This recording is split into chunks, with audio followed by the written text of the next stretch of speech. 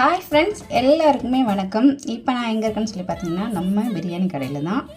ரைத்தா வந்து சூப்பராக ரெடி பண்ணிட்டோம். அப்புறம் வந்துட்டு இது என்னன்னு சொல்லி பார்த்தீங்கன்னா, சிக்கன் மிளகு வறுவல். செம்ம டேஸ்ட்டாக இருக்கும். ஏன்னா இதில் வந்து வேறு எந்த மசாலாவும் சேர்க்க மாட்டோம். வீட்டு மிளகாத்தூள் சேர்த்து கூடவே பெப்பர் பொடி பண்ணி போட்டு பண்ணுறது.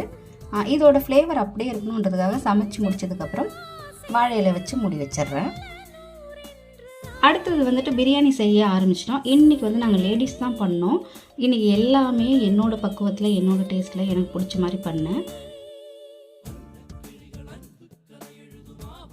நம்ம கடையில் என்னென்ன கொடுக்குறோன்னு பார்த்தீங்கன்னா, பிரியாணி, அதுக்கப்புறம் ஒரு பீஸு, அதுக்கப்புறம் முட்டை, இந்த மாதிரி பெப்பர் ஃப்ரை சூப்பராக இருக்கும். சிக்கனு, ஆனியன் ரைத்தா, இது எல்லாமே சேர்த்து தான் கொடுக்குறோம். சாப்பிட வந்துட்டு அவ்வளோ டேஸ்ட்டாக இருக்கும்.